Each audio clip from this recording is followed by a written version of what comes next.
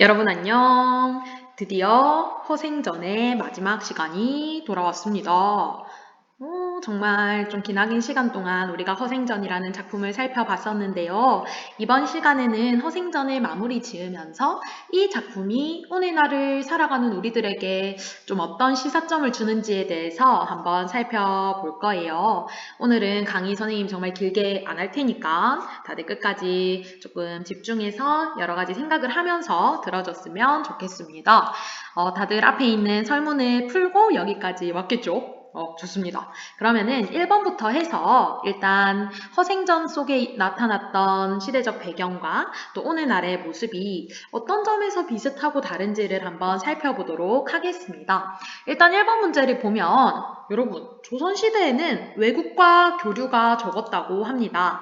요즘은 어떻습니까? 요즘도 외국이랑 교류를 하지 않습니까?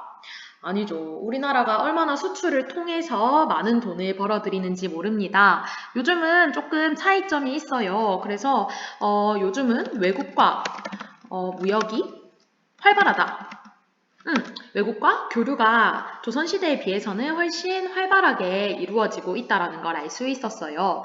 그리고 수레가 당시에 교통수단인 수레가 나라 안을 잘 다니지 못했다고 하는데 여러분 요즘 같은 경우에는 우리나라 안에서도 고속도로가 아주 발달해 있고 뭐 KTX가 왔다 갔다 하면서 그쵸. 여러 가지 우리 물건들을 부산에서 서울까지 하루 만에 다 운송을 할 수 있잖아요. 그래서 요즘은 우리 국내에서도 굉장히 유통산업이 발달했다라는 것을 알 수 있습니다.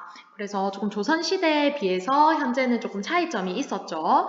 그런데 마지막 부분을 볼게요. 그 당시에는 물건을 모두 사들이면은 값이 10배로 뛰었었죠. 허생이 이걸 통해서 큰 돈을 벌었었는데요. 요즘은 어떤가요, 여러분? 지금 코로나 상황에서 요즘도 사재기가 가능하죠.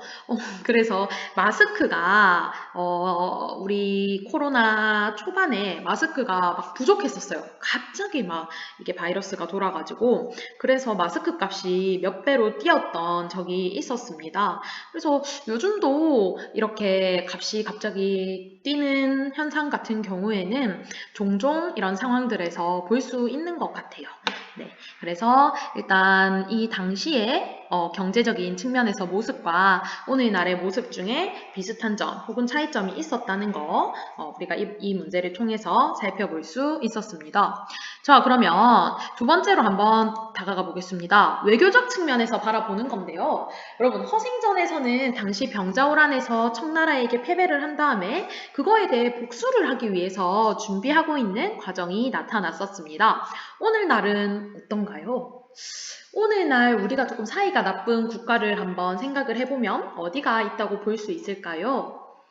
아, 그렇죠. 여러분들 일본을 생각했을 것 같아요.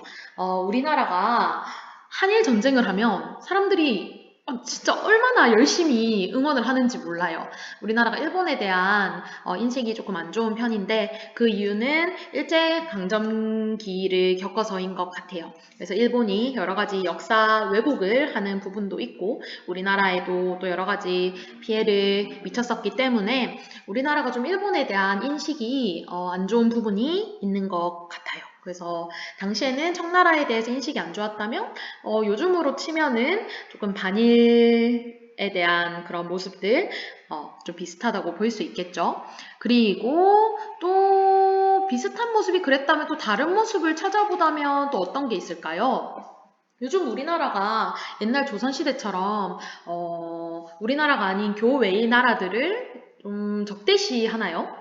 그렇지 않죠. 요즘은 여러분 우리가 다른 나라와도 굉장히 평화로운 관계를 유지하려고 노력하고 있다라는 걸 알 수 있죠. 우리나라가 다른 나라랑 교류도 정말 활발하게 하고 있고 여러 가지 서로 돕고 도우면서 이 지구촌이 살아가는 것 같아요.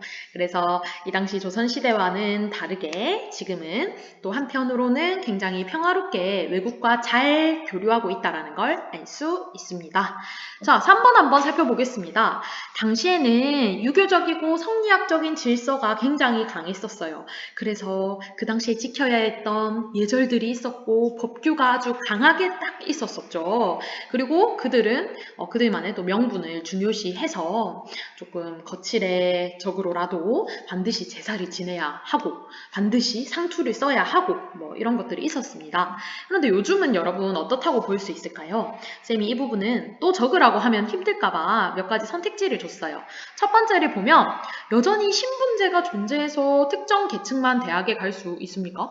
지금도 여러분 왕, 양반, 평민, 천민 뭐 이렇게 신분제가 나뉘어져 있습니까?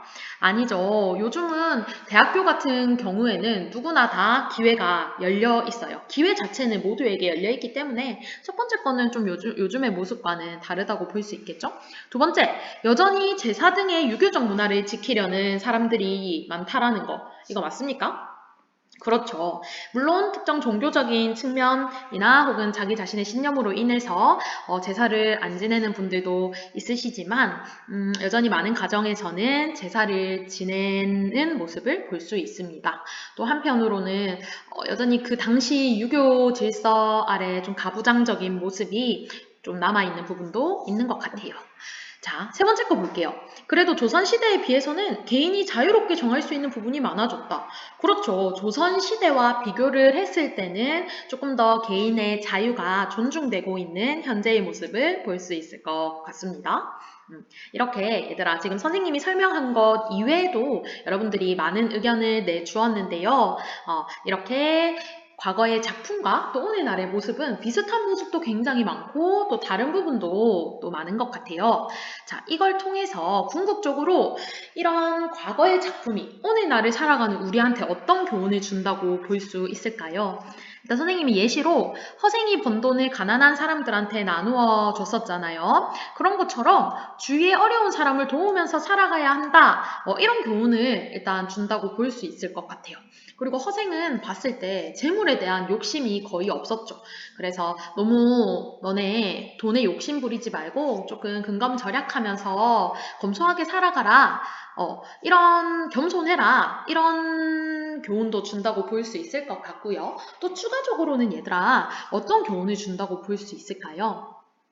쌤은 특히 조금 특징적으로 보였던 건 허생이 결국에는 작가의 대리인이라고 볼 수 있는데 허생이 빈 섬을 만들게 되죠. 그래서 그 속에 자신이 생각했던 이상사회를 만들게 되고 또 허생이 이완대장을 통해서 그 당시 지배계층을 많이 꾸짖는다는 것을 알 수 있어요. 이게 우리한테 주는 교훈은 마찬가지겠죠. 현재를 살아가는 우리 현재의 그런 지배계층들에게도 너네 권력만 유지하려고 하지 말고 진짜 사람들한테 실질적으로 도움이 되는 정책을 펼쳐라.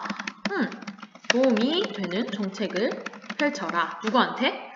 당시 지배층한테 그랬듯이 지금 살아가는 지금의 정치인들에게도 마찬가지로 도움이 되는 정책을 펼치고 진심으로 지금 살아가는 우리 국민들을 생각해라 라는 교훈을 준다고 볼 수 있겠죠? 또 허생은 정말 뭐랄까요? 요즘도 여러분 마찬가지잖아요. 돈 있는 사람들이 결국에는 계속해서 부자가 되는 경우가 많고 좀 상대적으로 가난한 사람들은 좀 힘들게 살아가는 경우가 많은데요. 그 부분에 대해서도 허생은 정말 조건에 구애받지 않고 모든 사람한테 여러 가지 자신의 능력을 발휘할 수 있는 기회를 주어라 라는 것을 요즘에도 또 하나의 교훈으로 준다고 볼 수 있을 것 같습니다. 이거 외에도 굉장히 많은 부분을 느낄 수 있을 것 같아요. 또 개인의 경험에 따라서 본인이 느낀 점도 다를 것 같네요. 이처럼 여러분 우리는 조선시대를 살아보지 못했지만 과거에 지어진 작품을 통해서 그 당시 시대적 배경도 알 수 있고 또 그 당시 모습을 통해서 현재의 우리를 돌아볼 수도 있습니다. 부디 허생전이 여러분들에게 조금이나마 의미 있는 작품이었기를 바라면서 또 강의는 여기서 마무리 짓도록 하겠습니다. 자, 이제 아래에 있는 제출 버튼을 꾹 눌러주면 됩니다. 여기까지 잘 들어준 친구들 너무 고맙고요. 마지막으로 이 강의를 들었는지 확인하기 위해서 쌤이 하나의 문구를 적도록 하겠습니다. 여러분 밑에 보면은 강의에서 이야기한 문구를 적으라고 되어 있는데 거기에 우리 학교의 인사죠. 사랑합니다 라고 적어주면 고맙겠습니다. 다들 열심히 들어줘서 고맙습니다. 안녕.